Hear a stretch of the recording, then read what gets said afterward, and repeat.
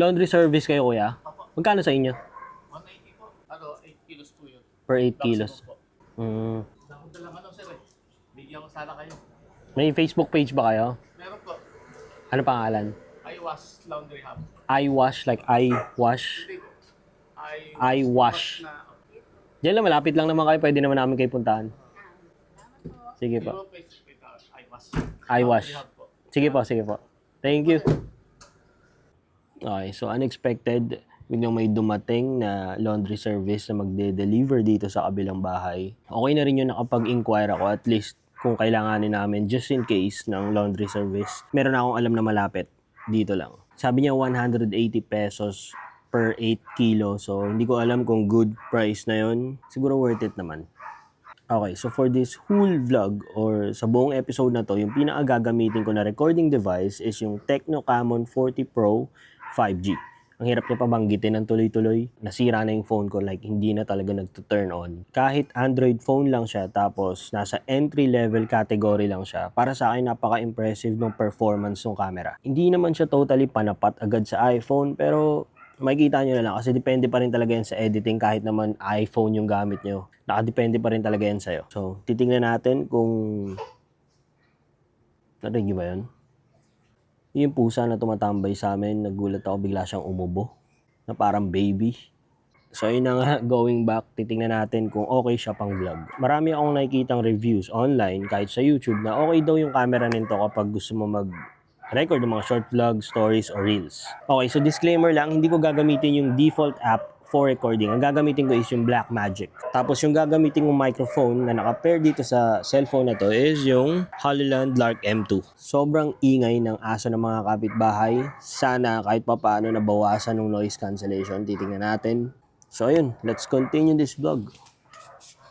Okay, so this is my PS5 controller. Dalawa pa nga yan, pero almost 3 months ko na siyang hindi nalalaro. Gusto ko na malaro yung Street Fighter, tapos yung Sekiro na bagong bili ko lang, kaso kailangan ko talaga balansehin, and most of the time, mas pinipili ko talaga maging creative. Yung ibig ko sabihin sa pagiging creative is yung mas pinipili kong gumawa ng mga videos, ng mga contents, kasi feeling ko mas nag-e-enjoy ako, hindi kapag ka naglaro ako ng video games, halimbawa buong araw. After nung buong araw na yun, feeling ko hindi ako naging ganun ka-productive, and parang wala, irritable ako for that whole week. So yun na, given na meron akong trabaho, meron akong priority, tapos mas pinipili ko maging creative, nasa set aside yung paglalaro ng video games. Kailangan may nakalaan na 30 minutes to 1 hour na ito lang yung gagawin mo, but doon din talaga ako sumasablay ngayon sa time management. Kung kaya ko lang talaga siya i-manage ng mas maayos, feeling ko magkakaroon ako ng time slot para makapaglaro ng video games. Tingin ko lang.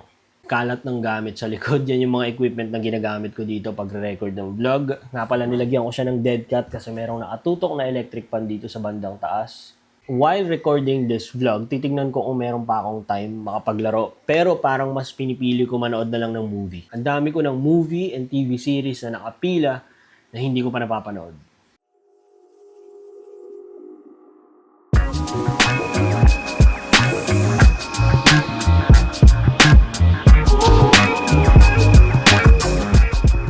Okay, so ito low light test. Tingnan natin kung kaya pa rin ng phone yung mga gantong klaseng environment na sobrang dilim. Although, meron naman akong sinetup na ilaw dito. Tingin ko, base sa nakikita ko, kaya niya pa rin mag-perform. Depende na lang sa editing kung babagsak yung kulay niya kapag nilagyan ko na ng color grade. Kapag yung 700D yung gamit ko, kahit sabihin natin hirap siya sa low light, in my opinion, parang napakadali niya pa rin i-edit. Minsan kasi kapag yung mga nagpipixelated na phone, kagaya nito, parang hindi naman. Doon ako nahihirapan i-edit kapag i-color grade ko na, kasi doon na lumalabas yung sobrang taas ng pixel or mga pixelated kapag sa mga gantong klaseng kadidilim na part ng video.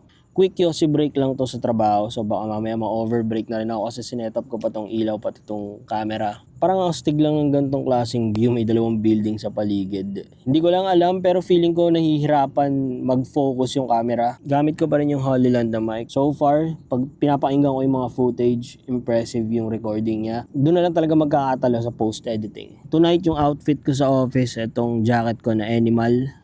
Sobrang confident tong jacket na to, as in. Kung ikukumpara mo siya sa mga jacket ng Bench, Pen Shop, napaka-underrated nito kasi high quality talaga yung tela ng Animal. Medyo oversized lang sa akin, pero ito talaga yung prefer ko kasi mas komportable ako ng ganito. Tapos kapag ipapantulog ko rin, malamig, sobrang comfy niya talaga. Hindi tayo naka-Crocs ngayon, ang gamit ko is yung Fila na high cut. Magandang combination to ng get up, black jacket, tapos gray pants, and then black shoes. Hindi sobrang ghetto or hip hop nung style, hindi naman sobrang casual, but alam mo yun, legit. Ganito lang talaga yung usual na pormahan ko. Lagi nilang tinatanong bakit daw ako naka-jacket. Yung environment kasi na ginagalawan ko, lalo na yung office na setup, lamig talaga lagi. And hindi ako nagfa-function ng maayos kapag hindi ako naka-jacket tapos malamig. Kasi feeling ko naninigas yung mga buto-buto ko. 35 years old na tayo, kaya alam mo yun, dito ako napapatingin sa screen ng phone kasi mas nakikita ko yung sarili ko. Hindi kagaya dun sa DSLR na sanay na ako tumingin mismo sa lens. Dito kapag tumitingin ako mismo sa camera, feeling ko wala akong tinitignan or hindi ko lang siguro nakikita. Pero tingin ko masasanay din ako kapag mas ginamit ko to sa pagbablog. Maganda yata kapag nandito yung ilaw. Ooh. May magnet ba sa area na to? Boom! Medyo mas dumilim pero mas prefer ko yung ganito kaysa yung nandito nang gagaling yung ilaw sa baba. Feeling ko masyadong na-highlight yung mukha ko. Yun nga lang, medyo nahihirapan na yung camera kasi nabawasan yung ilaw. Hindi niya mapigilan mag-zoom, mag-autofocus ang mag-autofocus. Ayan, tutsa yun lang pala. I-adjust ko lang yung focus. Legit, overbreaking talaga ako. Okay, so nandito na tayo sa may SM Molino. May inihintay lang akong store na magbukas.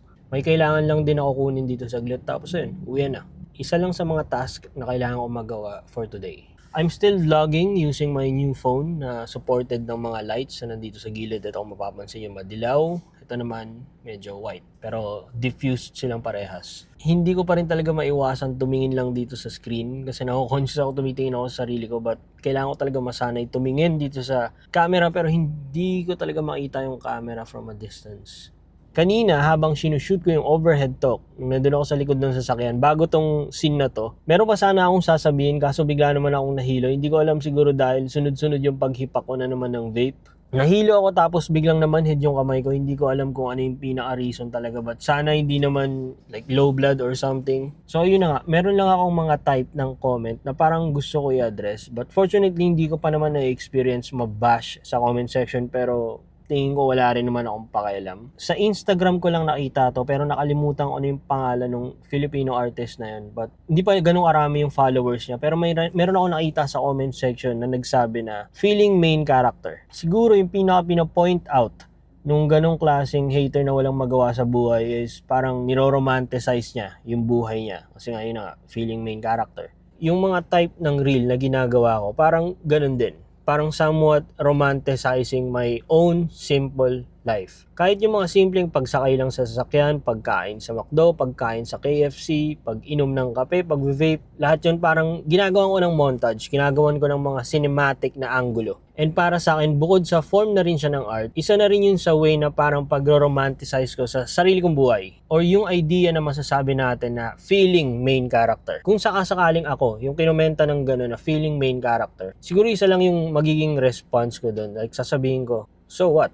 Like, sino pa ba yung iba kong gagawing main character sa buhay ko, di ba? Like, sarili ko to eh. Wala akong ibang pwedeng gawing main character, kundi yung sarili ko lang din. Yung paggawa ng reels, shorts, and vlogging, whether you like it or not, it's a form of an art. Parang katulad sa painting, sa pagdodrawing, it's a form of expressing yourself. Since ikaw yung subject, hindi maiiwasan masabi ng ibang tao or have this kind of thinking na mga hindi nakakaintindi ng art or yung mga matataas, yung mga self-insecurity na feeling main character ka or sobrang niro-romanticize mo yung sarili mo. Yung pinaka-point na gusto ko itawid dito is there's nothing wrong in romanticizing your own life as long as hindi mo dinedetouch yung sarili mo sa reality and wala kang ibang taong tinatapakan or sinasaktan. Like, sino pa ba yung ibang gagawin kong main character? Ikaw?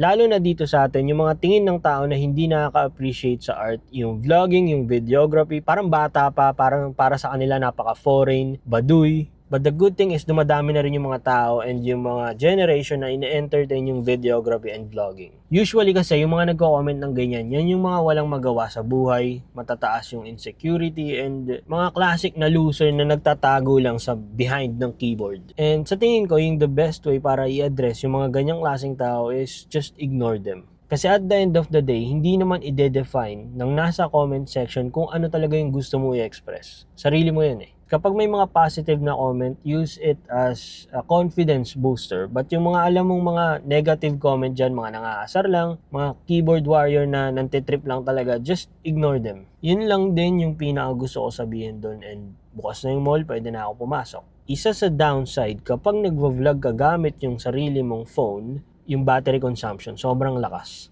Like right now, nasa 20% na lang ako and hindi ko alam kung matutuloy ko pa yung pagre-record hanggang mamaya. Sana kahit papaano makapag-shoot pa ng onting montage. Let's go!